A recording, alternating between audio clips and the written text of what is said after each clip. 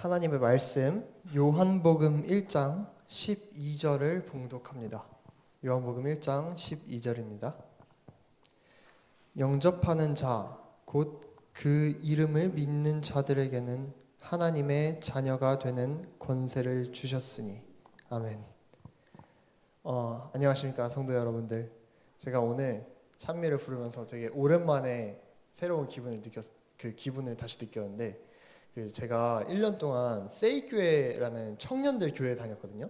근데 저는 어렸을 때부터 이제 아버지 교회만 당연히 다녔고 예수님을 만나기 전에는 교회를 안 다녔어요.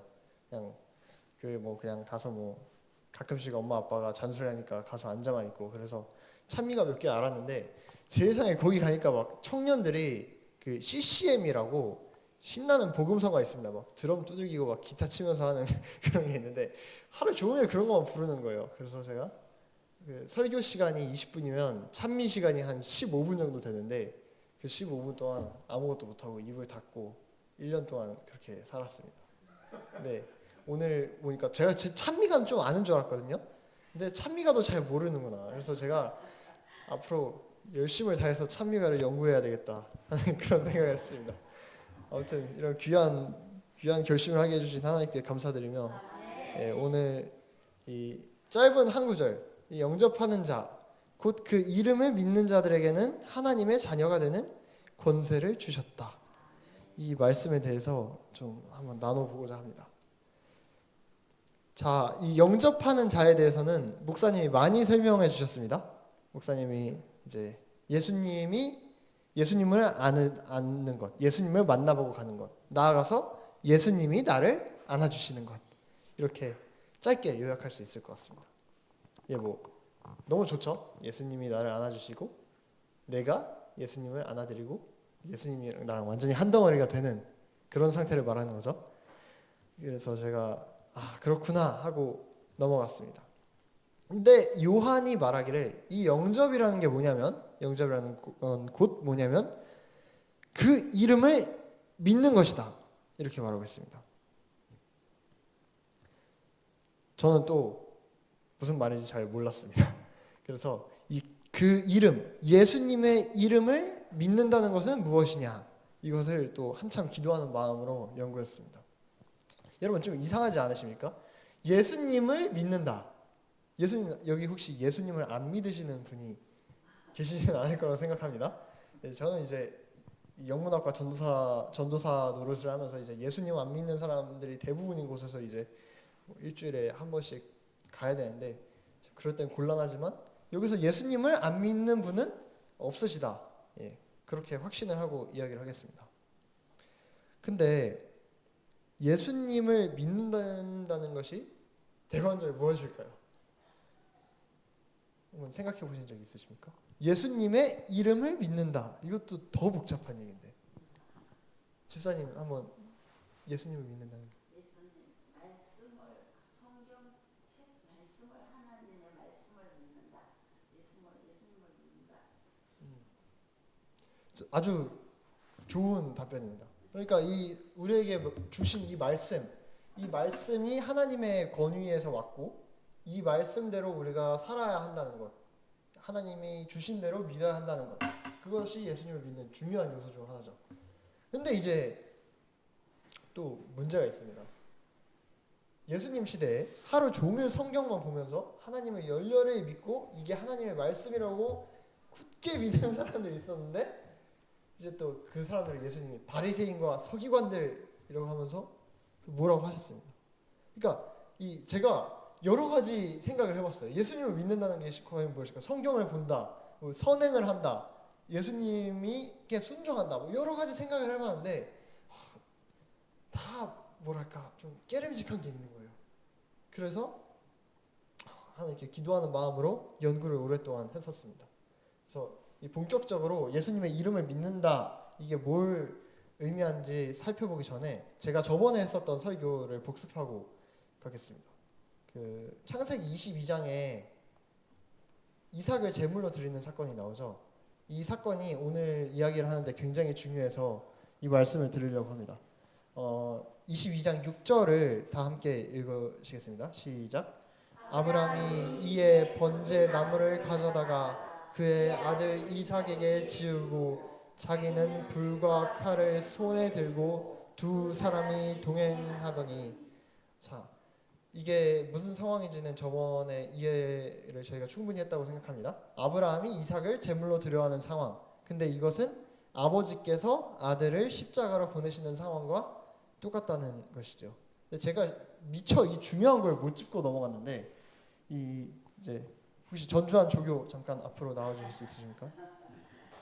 전주한 조교. 자, 제가 하나님 역할을 하고 전주한 조교가 이삭의 제가 아브라함, 주한이가 이삭의 역할을 하겠습니다. 그러면은 제가 주한이한테 지을 나무를 가져다가 주한이한테 지웠죠.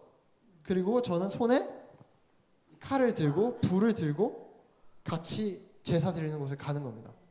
여러분, 무슨 이미지가 생각나지 않으십니까? 하나님이 예수님한테 나무를 지우고 하나님은 그 손에 예수님을 완전히 죽여버릴 불과 칼을 들고 이제 가는 겁니다. 전주한 이제 제단으로 가는 거죠. 예수님이 십자가에 못 박히실 장소로 예수님한테 직접 그 나무를 지우고 아버지는 칼을 들고 불을 들고 십자가를 향해 못 박힐 장소를 향해서 이제 가는 겁니다. 전주한 조교 수고하셨습니다. 예, 네, 그렇죠. 자기가 왜 죽어야 되는지도 모르는 아들에게 이제 자기가 직접 나무를 준비해서 아들한테 지우고 손에 불칼을 들고 이제 가는 겁니다. 그러니까 이 불칼, 이게 불과 칼이죠. 근데 이제 왜 불과 칼이냐? 성령님이 불칼이셔서 그렇습니다. 오늘 좀 자세히 볼 기회가 있을 텐데 오늘은 정말 자세히 볼 기회가 있을 겁니다. 그러니까 아버지와 아들과 성령이 다 십자가를 향해서 가시는 거예요. 왜 이런 일을 하셔야만 했을까? 정말 무엇을 위해서? 이것에 대한 해답이 예수님의 이름을 믿는다라는 말에 있습니다. 예수님의 이름을 믿는다는 말에 왜 아버지와 아들과 성령께서 다 같이 정말 이런 짓을 하셨어야만 했는지 그것이 나와 있습니다. 자, 영접하는 자, 곧 그 이름을 믿는 자에게는 뭐가 되는 권세를 주셨다고요? 결론부터 말하면 이것입니다. 결론부터 말하면 아버지와 아들과 성령께서 그렇게 하지 않으면 우리가 영원히 하나님의 자녀가 될 수 없었기 때문입니다. 이제 자세한 이야기를 한번 시작해 보겠습니다. 제가 원어 얘기를 많이 안 하려고 했는데 정말 복음을 이해하는 데 있어서 그 관점을 180도 바꿀 수 있는 단어들은 이야기를 하는 것이 맞다는 기도응답을 들었습니다. 그래서 그 이름을 믿는다라는 말의 원어를 이제 말씀을 드리겠습니다. 을 믿는이라는 글자가 뭐냐면은 헬라어로 피스튜오 에이스라는 말입니다. 피스튜오 에이스 이런 말인데 이제 오늘 주로 다룰 것은 이제 에이스라는 말입니다. 에이스. 근데 에이스는 이 을자에 해당하는 말이거든요. 근데 쉽게 설명을 드리면 에이스는 영어로 말하면 into를 말하는 거예요. 그러니까 뭐뭐 속 안을 향하여. 그러니까 예를 들어서 제가 이 피아노에 에이스 하면은 뚜껑을 열고 여기 안에 들어가야 되겠죠. 그리고 저 방에 에이스 하려면 저 방 문 열고 그 안을 향해서 들어가야 됩니다. 이 예수님의 이름을 믿는다 할 때 그 이름 속으로 들어가서 맡긴다 이런 뜻을 가지고 있어요. 원어적으로 이 에이스라는 단어, 피스티오 에이스라는 단어가 예수님의 이름 속으로 들어가서 맡긴다라는 뜻을 가지고 있습니다. 뜬구름을 잡는 소리라고 생각하실 수도 있지만 정말 중요한 말씀입니다. 예수님의 이름 속으로 들어가서 맡겨야만 했다. 성경에서 예수님의 이름 속으로 들어가는 걸 표현한 예식이 있어요. 그 예식이 침례식입니다. 마태복음 28장 19절을 보십시다. 이거 여러분들 모두 아는 말씀이죠. 한번 읽어볼까요? 시작.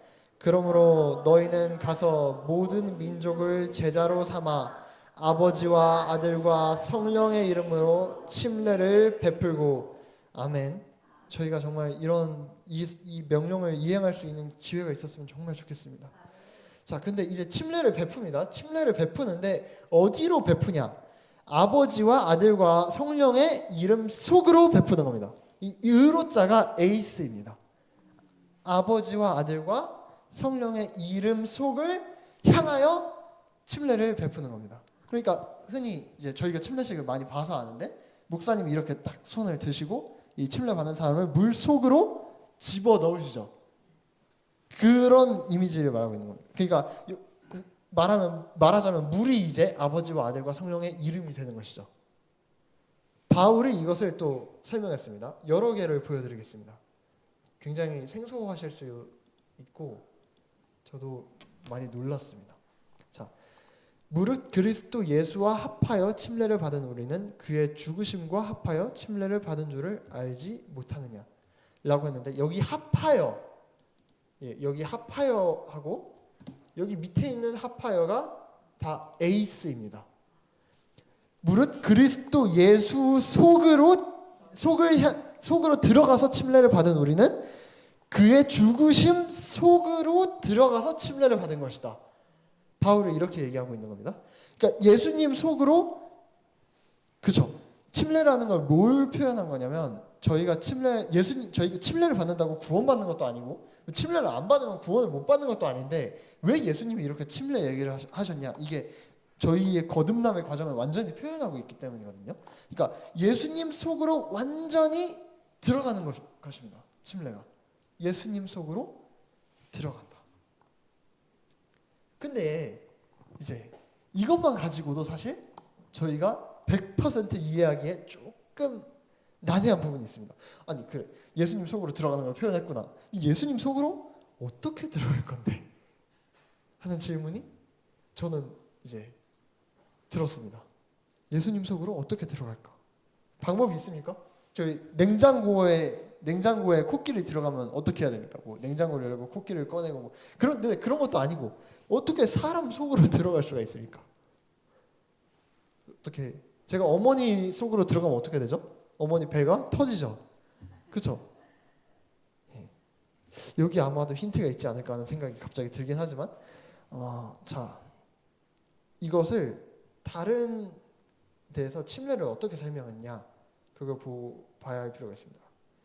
고린도전서 10장 2절을 봅시다. 자, 1절부터 읽겠습니다. 시작. 형제들아, 나는 너희가 알지 못하기를 원하지 아니하노니 우리 조상들이 다 구름 아래에 있고 바다 가운데로 지나며 모세에게 속하여 다 구름과 바다에서 침례를 받고 라고 말씀을 하고 있습니다. 자, 이거 무슨 사건이죠? 구름과 바다에서 침례를 받은 사건? 홍해 사건입니다. 맞습니다. 하나님께서 저희에게 주신 표상입니다. 여기서 바다에서 자가 헬라어로 바다 안에서라는 말입니다. 바다 안에서 침례를 받았다. 이것은 홍해 사건을 이야기하고 있습니다. 결론부터 말씀드리면 이 홍해 사건을 저희가 자세히 연구하면 예수님 속으로 들어가는 것이 어떤 의미인지 알 수 있습니다. 예수님 속으로 들어가야 한다. 예수님 속으로 들어가야 한다. 홍해 사건을 이제 함께 가서 봅시다. 출애굽기 14장, 여러분 가능하면 성경책을 펼치셔서 전체적인 그림을 한번 보셨으면 좋겠습니다. 출애굽기 14장 13절부터 제가 읽지는 않고 가볍게 이제 가겠습니다. 이제 이집트 군대가 출애굽하는 이스라엘을 추격했죠. 그래서 뒤에서 막 쫓아오고 있는 상황입니다. 그래서 이제 무서워가지고 백성들이 모세야 왜 데리고 나왔니? 우리 그냥 애굽에서 편하게 살게 하지 왜 데려 나와서 우리를 죽이려는 거니? 얘기를 하니까 모세가 이제 너희는 두려워 말고 가만히 서서 여호와께서 오늘 너희를 위해 행하시는 구원을 보라라고 말씀하십니다. 자, 그러니까 우리는 다 애굽, 그러니까 성경에서 죄의 상징으로 나타나는 애굽의 쫓김을 받고 있어요. 그래서 죽을 운명입니다. 죄가 막 우리를 쫓아오는 거예요. 근데 쫓아오고 이제 우리가 다 이제 죽을 위기 앞에 처해 있을 때 우리는 어떻게 합니까? 어떻게 해야 되죠? 그렇죠? 도망가야 되는데 어디로 도망갑니까? 도망갈 데가 없어요. 그러니까 많이들 교회 다니면서 이 문제를 해결하기 위해서 정말 많은 노력을 합니다. 저희 청년교회 제가 한 1년 다녔으니까 거기 입장에서 말하면 여러분 두려워하지 말고 오늘 하루를 잘 살아내십시오.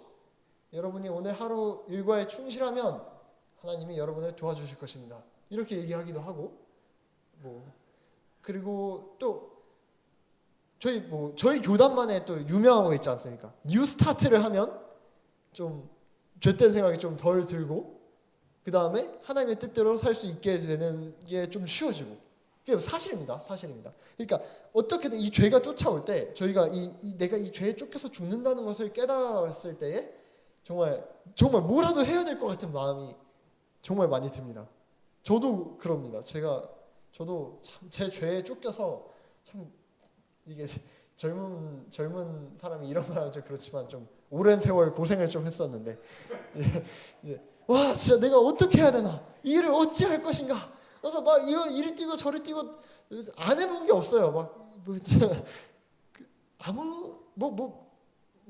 여기까지 하겠습니다.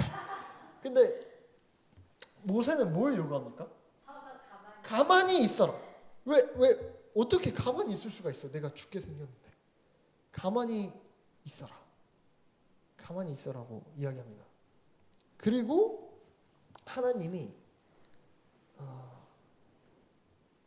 어떤 구원을 주시냐면 자 이거 중간에 일들이 있었지만 중요한 걸로 넘어가겠습니다. 모세가 바다 위로 손을 내미니까 어떻게 됐습니까? 예. 그러니까 제가 설명을 드리겠습니다. 정말 죄송한데 전주환 조교 한 번만 더 앞으로 나와 주십시오. 여러분 입장에서 이쪽이 북쪽이면 이쪽이 동쪽이죠. 자, 전주환 조교 이쪽에 서주시고, 자, 주한이가 이스라엘 백성입니다. 그리고 뒤에서는 애굽 군대가 쫓아오고 있죠. 그럼 여기 이 단상이 홍해라고 합시다. 이 단상이 홍해라고 하면 이제 주한이는 제가 애굽 군대고 이제 쫓아가고 있으니까 주한이 꼼짝없이 갇혔죠. 홍해가 딱 가로막고 있으니까. 그런데 동풍은 여러분들 입장에서 이쪽이 동쪽이죠. 이쪽이 북쪽이라고 하면은 동풍이 불어와서 바닷물을 물러가게 한 겁니다. 그러니까 저희가 영화 같은데 보면 모세가 지팡이를 들고 막 그러니까 어디부터 갈라집니까? 그 지팡이가 딱 닿자마자 이렇게 갈라지는데 모세는 여기 있고 바람은 이쪽에서 불어와서 이쪽부터 가르는 거예요. 그러니까 이쪽부터 바람이 와서 홍해를 때리기 시작하는 겁니다. 그리고 바다가 갈라졌고 주한이는 잘 지나서 이제 가나안 땅으로 가고 애굽 사람들은 완전히 이렇게 갇혔죠. 홍해에 갇혀서 하나도 남김없이 다 죽었습니다. 여러분들 다 잘 아시는 얘기니까 자세한 이야기는 여기까지만 하도록 하겠습니다. 자, 그런데 여기 정말 이게 이 홍해 사건이 하나님이 죄에 빠진 인간을 구원하기 위해서 무슨 행동을 하셨는지 완벽하게 나타나 있는 사건입니다. 이제 그거에 대해서 좀 자세히 보도록 하겠습니다. 여기서 제일 중요한 건 이 동풍입니다. 동풍. 예. 이 동풍이라는 것은 성경에 이건 좀 여러분들 성경을 읽으시면서 큰 도움이 되실 수 있으니까 정말 함께 보셨으면 좋겠습니다. 예레미야 18장 17절을 봅시다. 예레미야 18장 17절을 보시면 하나님이 말씀하시는 거죠. 내가 그들의 원수 앞에서 흩어버리기를 뭐로 함과 같이? 동풍으로 함과 같이 할 것이며.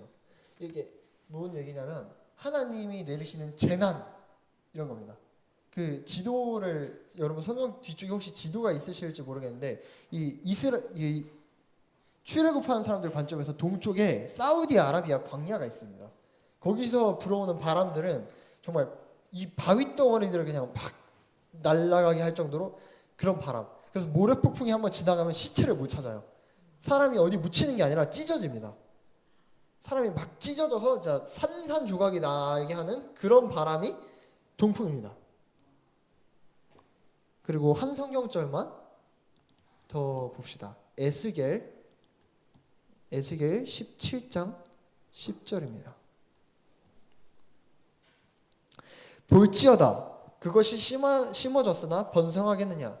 뭐에 부딪힐 때? 동풍에 부딪힐 때 아주 마르지 아니하겠느냐 이렇게 말하고 있습니다. 그러니까 이 사막에서 불어오는 바람이 완전히 건조해서 그게 한번 휩쓸고 지나가면은 어떤 식물도 살아남지 못해요. 그냥 동풍이라는 거는 뭐랄까 우리나라로 치면 정말 호환마마 같은 존재? 그러니까 뼈도 못 추리는. 그래서 저주의 바람입니다.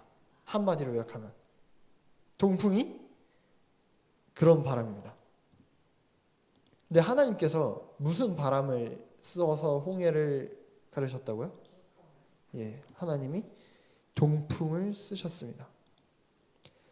여호와께서 큰 동풍을 쓰셨습니다. 심지어 큰 동풍을 쓰셔서 바닷물을 물러가게 하신 겁니다. 그래서 물이 갈라졌습니다. 그리고 바다가 마른 땅이 됐습니다. 이게 물이 갈라졌다 할 때 저희가 영화 같은 거 보면 막 깔끔하게 싹 잘리잖아요. 근데 그게 아니라 이 갈라졌다라는 말이 히브리어로 뭐냐면은 쪼개다, 부수다 이런 말이에요. 그러니까 그냥 바다가 뼈도 못 추리고 산산조각이 나는 겁니다.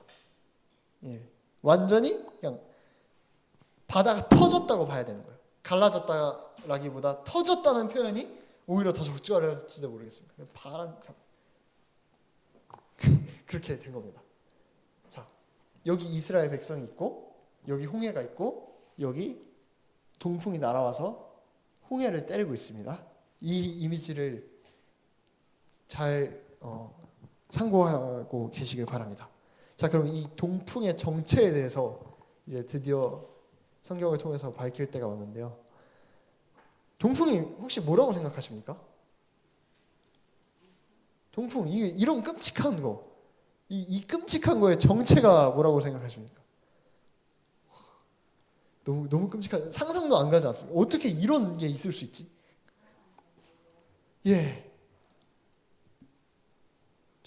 정말 그런 요소를 가지고 있습니다. 동풍. 호세아 13장 15절을 봅시다. 그가 비록 형제 중에서 결실하나 뭐가 오리니? 동풍이 오리니. 이 동풍이 뭐냐? 광야에서 일어나는 여호와의 바람이라 라고 하고 있습니다. 이 여호와의 바람이 히브리어로 루아흐인데 영입니다. 여호와의 영. 그러니까 동풍이 뭐냐면 광야에서 일어나는 여호와의 영, 성령님이십니다. 여호와의 영, 성령님이십니다. 성령님이 왜 저주의 바람일까요? 성령님이 오시면 제가 눈이 성령님이 오면 큰일 난다는 얘기를 많이 말씀드렸지만 성령님이 오시면은 저희한테 좀 생명이 있고 좀 살아나고 그래야 되는데 왜 성령님이 오셨다고 해서 정말 동풍이 오는 것처럼 큰 결과가 일어나는 것일까요? 이사야 40장 8절에서도 40장 7절에서도 똑같은 이야기를 합니다. 풀은 마르고 꽃은 시들면 여호와의 기운이 그 위에 부릅니다. 이 백성은 실로 풀이로다. 이 기운 이것도 영입니다. 여호와의 영, 하나님의 영이신 성령님이 그 위에 불면 이 백성, 풀과 꽃으로 표현된 이 백성이 다 시들고 말라버리는 겁니다. 동풍이 오면, 성령님이 오시면 다 말라버리는 겁니다.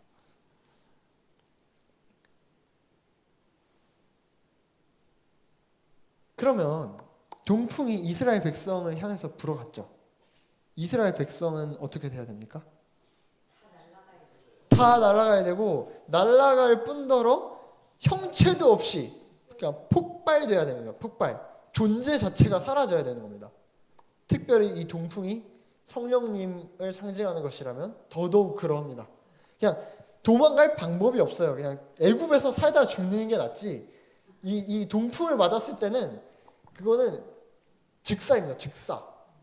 근데 어떻게 이스라엘 백성이 이 날라오는 동풍 앞에서 살아남을 수가 있었을까? 그것에 대해서 하나님이 직접 해설을 하십니다. 이사야 63장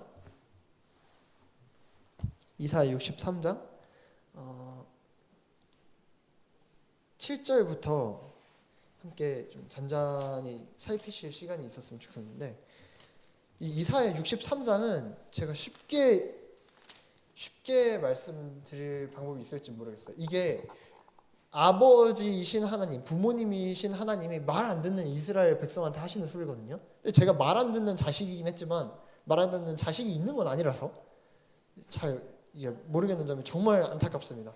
성경을 읽다 보면 참 안타까워요. 왜 나는 자식이 없을까? 이 마음을 좀 알았으면 좋겠는데. 아무튼 이 이사야 63장 7절에 이 그의 사랑에 따라, 그러니까 내가 여호와께서 우리에게 베푸신 모든 자비와 그의 찬송을 말하며 그의 사랑을 따라 그의 많은 자비를 따라 이스라엘 집에 베푸신 큰 은총을 말하리라 하고, 이사야가 이제 야 하나님이 너희를 얼마나 사랑하시냐 하고 말씀하시는 건데, 이 사랑이라는 말의 어원이 어디서 왔냐면 어머니 자궁에서 왔습니다. 그러니까 어머니의 자궁의 사랑, 이런 얘기예요. 그러니까 엄마니까 하는 사랑을 말씀하고 계시는 겁니다. 그다음에 그 많은 자비, 이거는 여기서 자비는 이제 헤세드라는 말인데, 이거 좀 복잡하지만은 쉽게 말씀드리면 이제 사랑하기로 영원 전부터 결심했다, 이렇게 그냥 쉽게 이해하시면 편합니다. 나중에 이거에 대해서 자세히 다룰 시간이 있었으면 좋겠습니다. 그러니까 하나님이 뭐에 따라 이스라엘에게 은총을 베푸신 겁니까? 마치 어머니의 사랑과 아버지의 사랑으로 이스라엘한테 어떤 사랑을 베푸셨나 이제 말씀하시는 겁니다. 이제 정말 살펴봅시다. 이제 8절에 뭐라고 하시냐면 그들은 실로 나의 백성이요 뭘 안 하는 자녀라? 그래서 그들의 구원자가 되셨다고 합니다. 자, 이스라엘이 거짓을 행하지 않으셨을까요? 했죠. 이거 누가 더 명백합니다. 근데 제가 제 어렸을 때 생각을 좀 해봤어요. 저희 어머니가 집에서는 저희를 야단을 치고 막 회초를 때리고 정말 끔찍했습니다만, 밖에 나가서 어떤 분한테 애들이 말을 안 듣는다든가 애들이 좀 뭐 이런 점이 안 좋다든가 이런 흉을 보신 적이 한 번도 없습니다. 남들 앞에서는 절대로 거짓을 행하지 아니하는 자녀라 하고 속으로도 아마 그렇게 믿고 계셨을 겁니다. 근데 이제 저는 같은 경우에 이제 어머니가 비싼 돈을 주고 이제 피아노 학원에 보내놨는데, 피아노 한 번 치고 그 체크리스트에 3번 체크하고, 거짓이 일상이 된 자녀였는데, 아무튼 모든 부모님이랑 다 똑같습니다. 내 자식은 나한테 거짓말 안 하겠지, 그런 믿음이 있으셨습니까? 그래도 내 자녀는 좀, 그래도 얘가 아무리 내 속을 썩이고 나를 이렇게 골머리를 앓게 해도 얘는 내 아들이고 내 딸이지, 그렇게 생각하신다고 하는 것 같습니다. 일단 성경은 그렇게 말하고 있는 것 같아요. 그래서 그들의 모든 환난에 뭐 하셨습니까? 모든 환난에 동참하셨습니다. 이게 다른 역본에서는 뭐라고 했냐면 그들의 모든 고난 속에서 친히 고난 당하셨다, 이렇게 나와 있습니다. 그러니까 내 자식이 아프면 나도 아픈 거예요. 사사기에 어떤 말씀이 있냐면 이스라엘 백성이 고통을 받으니까, 사사기 10장 16절에 나와 있는 말씀인데, 이스라엘 백성이 고통받으니까 하나님이 심히 고난 당하셨다, 이런 얘기가 있는데, 그 심히 고난 당하셨다는 얘기가 놀랍게도 수명이 짧아진다, 이런 얘기입니다. 그러니까 하나님 폭삭 늙으시는 거예요. 얘네들이 내 말 안 들어갖고 고생 당하는 걸 보니까 하나님 에이 꼴 좋다, 그렇게 내 말 안 듣더니 너희 벌 좀 받아야 돼, 이런 하나님이 아니고 수명이 단축되는 거예요. 수명이.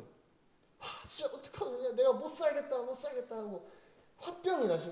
나서 정말 수명이 막 단축되시는 그런 모습이었던 겁니다. 그러니까 이스라엘이 힘들면 하나님도 힘드셨어요. 그래서 사랑과 자비로 그들을 구원하시고 옛적 모든 날에 그들을 드시며 안으셨으나, 그러니까 내 자식이 아프면 안 되니까 그냥 혹시라도 발이 부르틀까봐 그냥 계속 하루 종일 업고 다니는 겁니다. 그러니까 이 하나님이 우리 부모님으로서 어떤 마음을 가지고 계셨는지 점점 말하고 계십니다. 근데 그들이 어떻게 해요? 그들이 반역했습니다.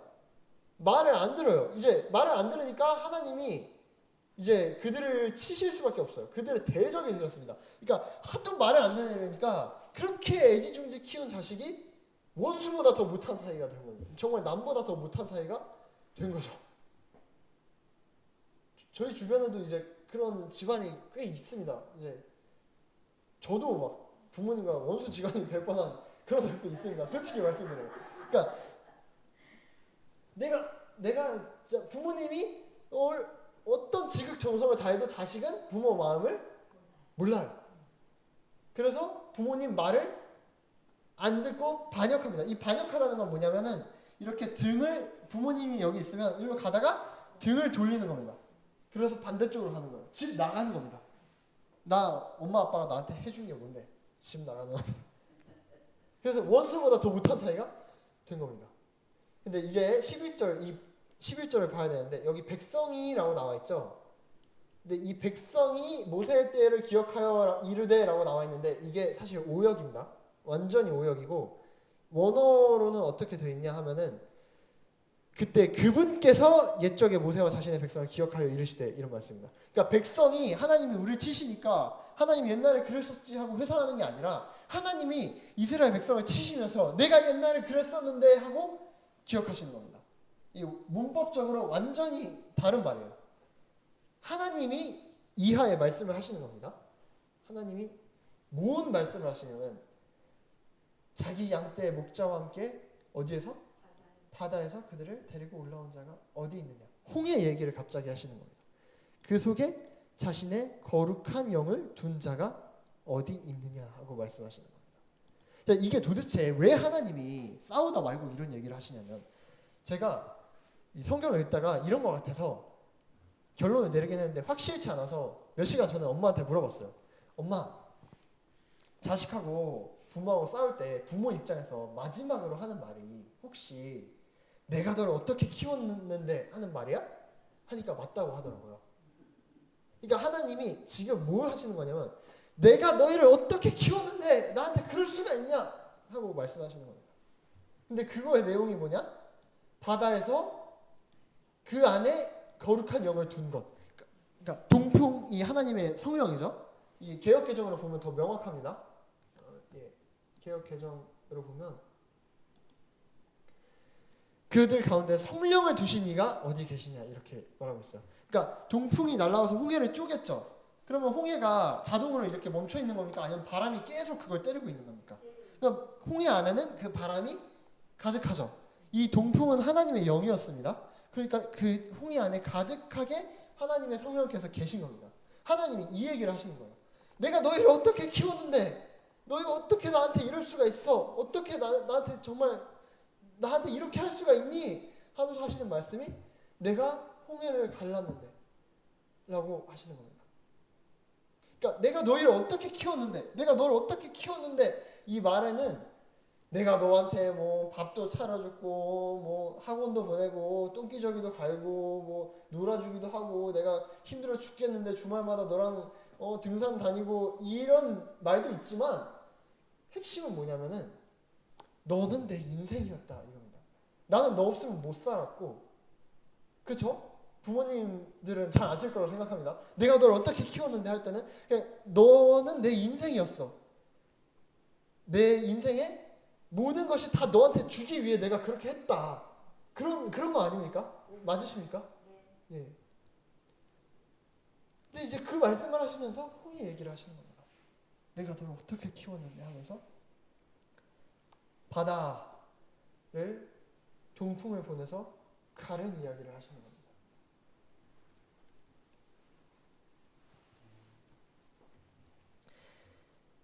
이 홍해 속에 거룩한 영, 이 성령님이 계신 겁니다. 홍해 안에 성령이 계셨다는 것이 하나님이 우리를 위해서 무슨 일을 하셨는지 보여주는 사건이라는 거죠. 다시 출애굽기로 돌아가서 봅시다. 출애굽기 14장 21절입니다. 한 번만 더 같이 읽어볼까요? 시작. 모세가 바다 위로 손을 내밀매 여호와께서 큰 동풍이 밤새도록 바닷물을 물러가게 하시니 물이 갈라져 바다가 마른 땅이 된지라. 결론부터 말씀드리면 홍해는 예수님의 표상입니다. 예수님의 표상. 아까 저희가 아브라함과 이삭을 봤죠. 하나님이 예수님한테 나무를 지우고 손에 불칼을 드시고 갈바리를 향해서 가십니다. 이 장면도 똑같습니다. 하나님께서 여호와께서 동풍 성령님 불칼을 보내셔서 밤새도록 바닷물을 폭발시키는 것입니다. 찢어버리는 거예요. 갈기. 그래서 바다가 갈라진 겁니다. 이 동풍은 원래 누구를 향해서 날아가야 되는 겁니까? 이스라엘 백성을 향해서 날아가서 이스라엘 백성을 죽여야 합니다. 이스라엘 백성이 죽었어야 돼요. 근데 왜 홍해가 찢어집니까?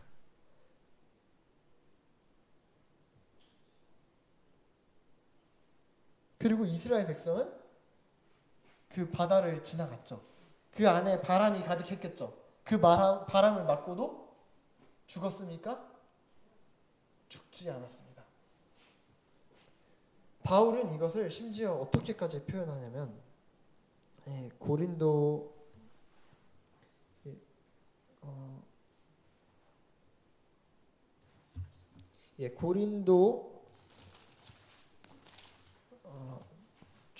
고린도전서 12장 13절입니다. 고린도전서 12장 13절을 보시면 이는 유대인이나 헬라인이나 종이나 자유인이나 다 한 성령으로 뭘 받아? 한 몸이 되었고 또 다 한 성령을 마시게 하셨느니라 이렇게 표현하고 있습니다. 이 유대인들이 언제 침례를 받았냐? 홍해에서 침례를 받은 거예요. 이스라엘 민족 전체가 받은 겁니다. 받은 건데 그 안에 거룩한 영을 두신 하나님이 마련해 놓으신 그 길을 걸어가면서 뭘 마셨다고요?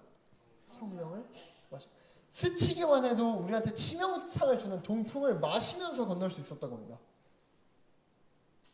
어떻게 그런 일이 일어났냐? 홍해가 대신 찢어졌기 때문입니다. 그러니까 한 번만 더 살펴가면 성령님이 오시면 저희는 정말 꼼짝없이 죽는 겁니다. 예수님이 하실 일에 대해서 요한이 불 곧 성령님으로 침례를 주신다고 했고, 그러니까 불이 지나가면 완전히 없는 거예요. 하나님은 질투하시는 하나님이고 소멸하시는 불이십니다. 그러니까 성령님이 오시면은 저희 죽는 거예요. 그러니까 완전히 흔적도 없이 사라지는 겁니다. 둘째 사망을 당하는 겁니다. 둘째 사망. 근데 어떻게 살 수 있었나? 성령님이 오셔서 우리를 때리지 않으시고 예수님을 대신 갈기갈기 찢어서 정말 형체도 없이 폭발시키신 거예요. 예수님이 갈라지신 겁니다. 예수님이 어떻게 되셨을까? 예수님이 정말 무슨 일을 당하셨을까요? 정말 이거를 바울이 또 이야기하기를, 이삭이 자기가 왜 그 모리아 산으로 가는지 알았습니까? 몰랐습니다. 예수님도 똑같습니다. 하나님이 죄를 알지도 못하시는 일을, 예수님은 자기가 죄가 정말 뭔지도 모르셨는데 우리를 대신해서 죄인으로 삼으셨습니까? 아니면 죄로 삼으셨습니까? 그러니까 하나님이 여기 있는 이스라엘 백성들을 치시지 않고 이 홍해를 이스라엘 백성 취급하신 거예요. 얘네를 때려야 되는데 홍해를 대신 때리신 겁니다. 네가 대신 죽어라. 너가 대신 죽어줘야 되겠다. 너가 대신 죽어야 되겠다. 왜요? 우리로 하여금 누구 안에서? 그 안에서 하나님의 의가 되는 겁니다. 이 예수님 심장이 갈기갈기 찢어져서 휘장이 마치 예수님의 육체를 나타내는 휘장이 위로부터 아래로 쭉 찢어지는 것 같이 하나님 방향으로부터 우리 방향까지 쭉 찢어졌어요. 홍해가 쭉 갈라진 것처럼. 근데 우리가 어디 안에 들어가면 그 안에 들어가면 예수님 안에 들어가면 의라는 이거 거꾸로 읽으면 그렇습니다. 하나님이 의를 알지도 못하신 우리를 예수님을 대신해서 의로 삼으신 겁니다. 왜요? 그 안에 들어갔다는 이유로. 예수님이 죄를 다 뒤집어 쓰고 완전히 산산조각 나서 없어지셨기 때문에 죄랑 아무 상관도 없으신 예수님이 모든 걸 다 뒤집어 쓰고 돌아가셨기 때문에 우리가 하나님 안에서 생명을 얻게 되었다는 것입니다. 갈라디아서 3장 13절은 또 같은 말을 다르게 하고 있습니다. 그리스도께서 우리를 위하여 뭘 받은 바 되사? 저주를 받은 바 되사 했는데 이걸 다른 역본에는 뭐라고 했냐면 저주가 되사라고 했습니다. 저주가 됐습니다. 그러니까 이 백성이 받아야 될 저주 그거를 대신 받으시고 왜 어떻게 받으셨냐? 이 백성의 죄를 아예 뒤집어 쓰신 거예요. 하나님이 죄를 알지도 못하신 일을 우리 대신해서 죄로 삼으시고 우리를 위해 저주로 만드셨습니다. 그래서 율법의 저주에서 우리를 구속하셨어요. 율법의 저주가 뭡니까? 죄에서 쓴 사망이라는 겁니다. 이게 뭐 하나님이 심판을 내리시고 너 죽어봐 이게 아니라 어쩔 수가 없습니다. 죽음을 향해서 그냥 달려가는 거예요. 근데 예수님이 대신 죽음을 향해서 달려가신 겁니다. 기록된 바 나무에 달린 모든 자는 저주받았느니라. 나무에 달린 자마다 저주 아래 있다. 그러니까 하나님이 이삭한테 아브라함이 이삭한테 나무를 지운 겁니다. 하나님이 예수님한테 야, 너 나무 좀 쳐줘야 되겠다. 나무 지우고 나랑 죽으러 가자. 아버지 아들 성령이 다 같이 죽으러 가시는 겁니다. 너 좀 죽어줘야 되겠다.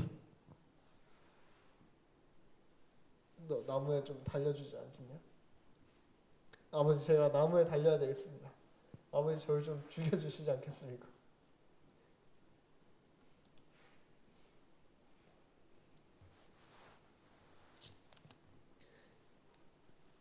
그 결과가 출애굽기 14장 28절입니다. 물이 다시 흘러 이집트의 병거들과 기병들을 덮치되 그들의 뒤를 따라 바다에 들어간 바로의 군대를 다 덮으니 하나도 남지 아니하였더라. 그러니까 예수님의 심장이 터지고 우리가 그 안에 들어갔을 때에 예수님이 완전히 돌아가시면서 우리를 괴롭히던 이 죄, 내 죄된 본성, 내 존재 자체를 다 끌어안고 영원히 돌아가시니까 하나도 남지 않은 것입니다. 이것이 저희가 쉽게 말하는 걸어놓고 맨날 노래 부르고 하면서 까마득하게 잊고 살고 그것이 무엇인지 의미도 똑바로 알지 못하는 십자가 사건의 전말인 것입니다. 아들아, 너 나 대신 너 우리 죄 지은 자식들 대신 좀 십자가 좀 져줘야 되겠다. 아버지 제가 저 사람들 대신 좀 죽어야 되겠습니다. 왜? 하나도 남지 아니하게 하기 위해서. 예. 이스라엘 자손은 어떻게 됐습니까? 예. 바다 가운데를 육지로 행하였고 가나안 땅에 하늘 나라를 향해서 가는 겁니다. 그 안에서 계신 성령님을 충만히 마시면서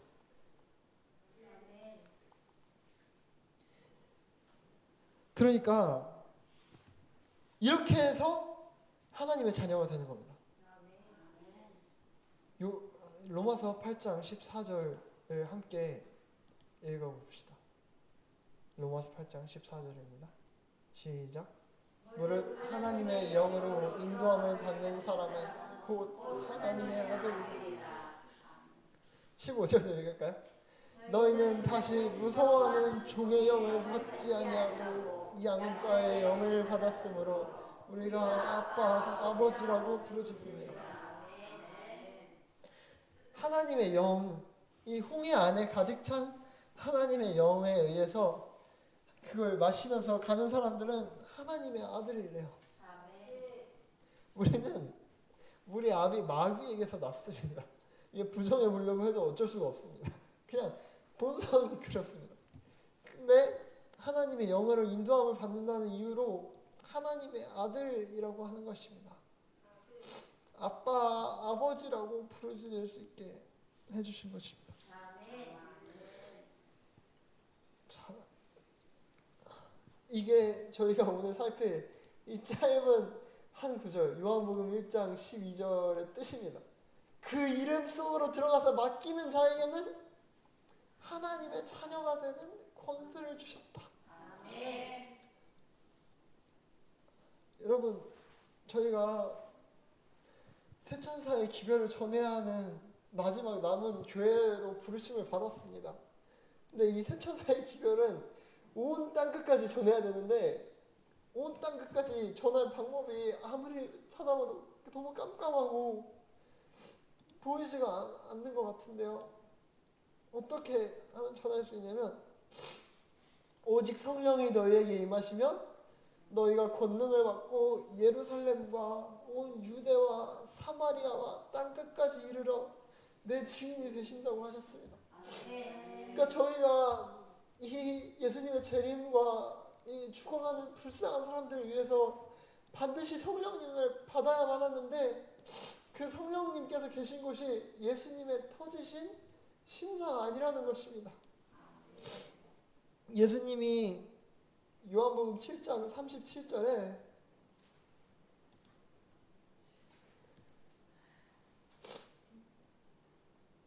이제 38절에 뭐라고 말씀하시냐면 나를 믿는 자는 뭐라고 되어 있죠?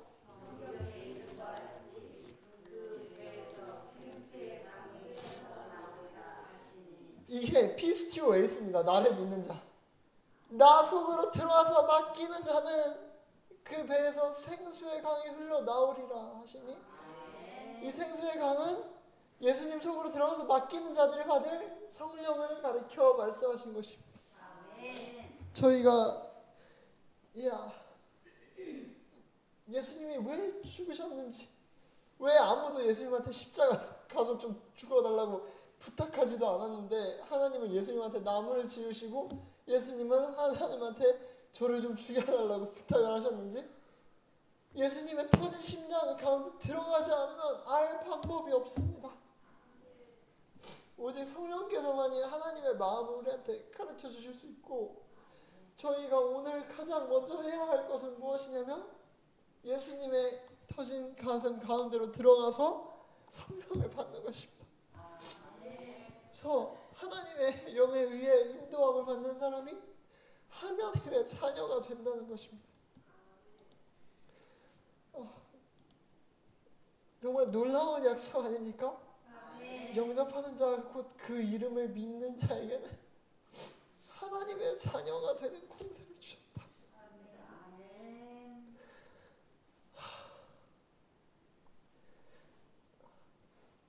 저희 하나님이 이렇게까지 해서 저희를 구원하기를 바라셨으니 오늘 집에 돌아가셔서 꼭 내 무슨 죄가 예수님의 심장을 갈랐는지 꼭 여쭤보시길 간절히 바랍니다.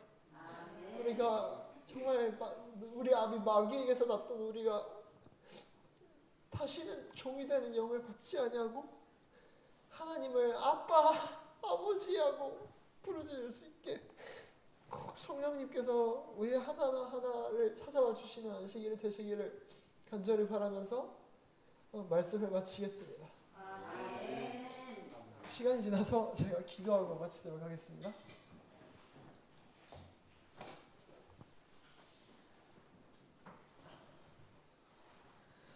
사랑하는 우리 아버지 하나님, 이 자식들을 위해서 아버지께서 어디까지 우리를 사랑하시고 용서하셨는지 저희는 잘 모르겠습니다. 아버지의 사랑의 크기와 넓이와 높이와 깊이를 깊이 깨달아 알게 하여 주시옵소서. 아멘. 예수님을 영원히 죽이시면서까지 우리에게 주시고 싶어 하셨던 그 용서와 하나님의 자녀됨을 저희가 부디 거절하지 않고 이 지긋지긋한 죄와 더 이상 놀지 않고 아버지의 심장에, 아버지의 터진 심장에 다 맡길 수 있게 제발 저에게 회개와 거듭남을 선물로 주시옵소서. 아멘.